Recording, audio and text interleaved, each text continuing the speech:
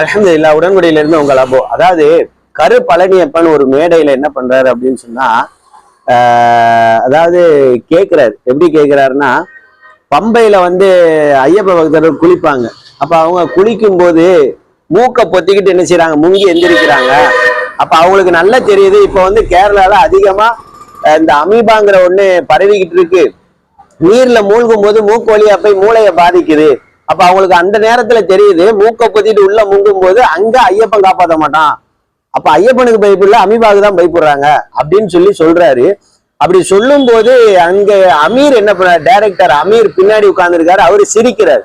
இதை ஒரு சகோதரர் வீடியோவா எடுத்து போட்டு அமீர் பத்தி அப்படி சிரிக்கிறாரு. கேள்வி, நம்ம கடவுளை கேள்வி பண்ணும் போது காசால அப்ப உங்க அல்லா காப்பாத்தாம என்ன பண்ணிக்கிட்டு இருக்காரு அப்படிங்கிற கேள்வி கேட்கிறாரு.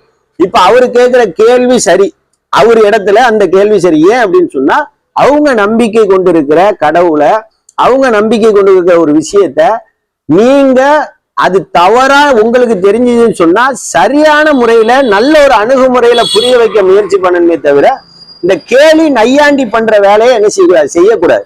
இது நல்ல ஒரு புரிதலை ஒருத்தனுக்கு ஏற்படுத்துமா? எந்த ஒரு விஷயத்த சொன்னாலும் ஏற்படுத்தாது. வெறுப்பையும், எங்கன பார்த்தாலும் இவனை சோழிய முடிக்கணுங்கிற மாதிரி அந்த ஒரு வெறியையும் தான் என்ன செய்யும், தூண்டும். அந்த மாதிரிதான் அவர் சொல்லும் போது இந்த அமீர் வேற சிரிச்சுக்கிட்டு இருக்காரு. ஆனா இஸ்லாமிய மார்க்கத்தை பொறுத்த அளவுல அல்லாஹ் ரப்புல் ஆலமீன் அவனுடைய குர்ஆன்ல அழகா சொல்றான், பிற கடவுளர்களை நீங்கள் ஏசாதீர்கள்.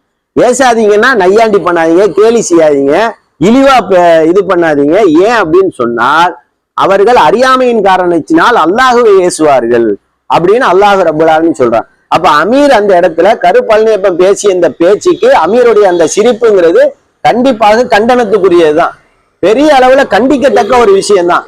அப்ப அதை ஒருபோதும் இஸ்லாம் ஏற்காது. பொதுவாகவே பொதுத்தளத்துல பேசும்போது யாரு வேண்டுமானாலும் என்ன கருத்தையும் தெரிவிக்கலாம். நான் இருக்கிற கொள்கை சரி, அவன் இருக்கிறது தவறுன்னு நினைச்சா புரிய வைக்க விரும்புனீங்கன்னா அநாகரிகமான முறையில காட்டுமிராணித்தனமா பேசுனீங்க அப்படின்னு சொன்னால் புரிய வைக்க முடியாது. கண்டிப்பாக வெறுப்பதான் ஏற்படுத்தக்கூடிய ஒரு செயலா அது அமையும். நாகரிகமான முறையில பேசுங்க, நல்ல கருத்துக்களை சொல்லுங்க. கண்டிப்பா பிறருடைய நம்பிக்கைய, கடவுளர்களை இழிவுபடுத்தாதீங்க. அல்லாஹ் ரப்புல் ஆலமீன் அதை ஒருபோதும் ஏற்க மாட்டான். நபிய கூட எடுத்து சொல்லுங்க, நபிய என்ன சொன்னானே தவிர ஏற்பதும் மறுப்பதும் இறைவனுடைய நாட்டம் தான். அப்ப இந்த இடத்துல அமீர் செய்த செயல் மீண்டும் ஒரு முறை சொல்ற, அது கண்டனத்துக்குரியதுதான், கண்டிக்கத்தக்க விஷயம்தான்.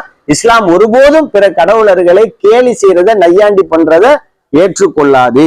நன்மையை நோக்கி பயணிக்கிற நல்ல ஒரு மக்களுடைய பட்டியலை என்னையும் உங்களையும் அல்லாஹ் இடம்பெறச்சு.